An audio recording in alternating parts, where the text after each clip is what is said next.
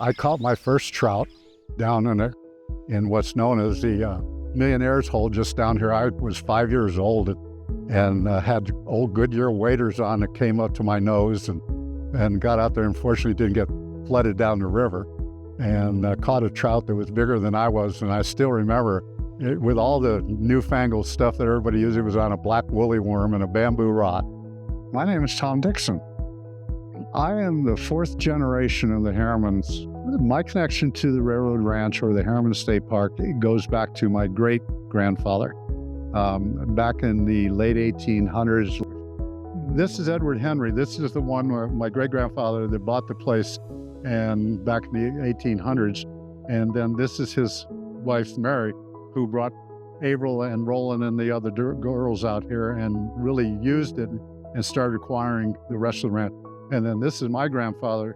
This is Roland and Avril. And Avril was the governor of New York, ran for president, and was the Undersecretary of State during the Second World War. My connection to the railroad ranch or the Harriman State Park, it goes back to my great-grandfather. Back in the late 1800s, like I think it was about 1897, he was introduced to the park by a friend, or the property by a friend, and bought a share and died before he saw it. This was kind of similar to a timeshare. Everybody had a share of the whole, and there were a number of people. And so the Harriman family had a share.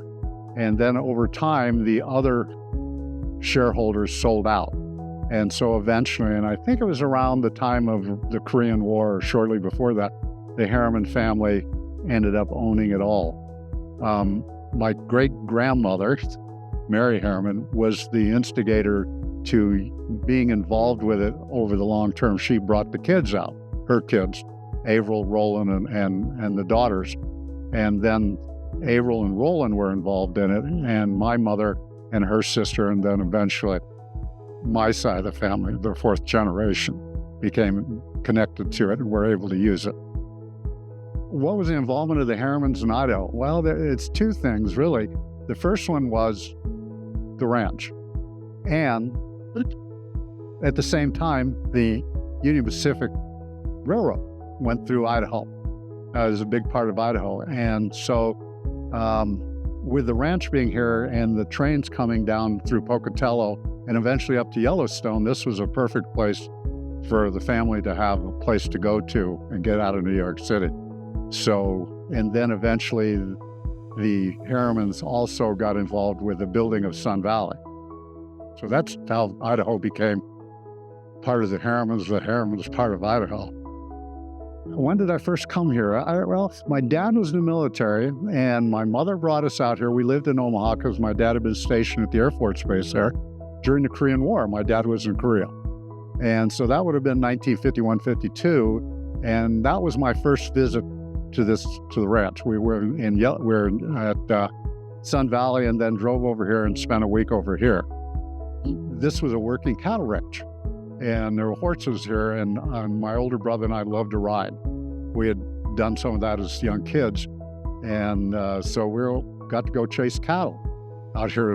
I mean, we got to play Hopalong Cassidy and Roy Rogers and the whole thing on horses and with the cattle and moving around and having a great time and just the outdoors. I mean, we saw bear when I was here that time, and moose and antelope and everything that you could see. And at 5 and 6 years old, having lived in the city in Omaha, Nebraska, that was a pretty big deal. My favorite spot up here, I guess it would have to be at Golden Lake fishing with my grandfather.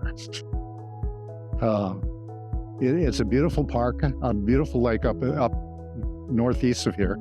And we would go up there in the afternoon, go fishing together. And it just was a great time to be with him. The other thing is just the whole place. I've ridden horses all over this place. I've chased cattle, been in the saddle all day long and loved every minute of it. And I miss that. I really do miss the horses and the cattle. Each building had a purpose. There was the office building, the manager's building.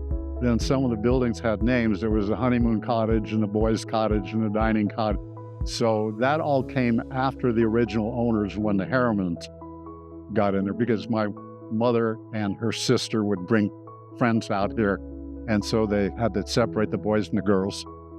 And they had the boys' cabin. And it was next to my grandparents' cabin so they could see what was going on. And so everything had a purpose and a need for how it was done. And so my grandfather and my grandmother, Roland and Gladys, this was kind of their retreat to come to. And they realized that it was a magic place, and they wanted to make sure that it didn't get destroyed. It just was something you couldn't get rid of. It just, the beauty of it, the animals, my grandparents, and then, when it became a state park, it was just different. We've come over here a few times. I've brought my kids over here. We've toured the place, and we're glad that it did what my grandparents wanted it to do. It became something other than A-frame claptraps up and down the river. Just as, you just have to look around and see the history. There just isn't another place like it. Idaho has a lot of great things that bring tourists, but this is a jewel, and it was the first park. There are other parks in Idaho, but this is number one. It's unique. I've never seen another place like it.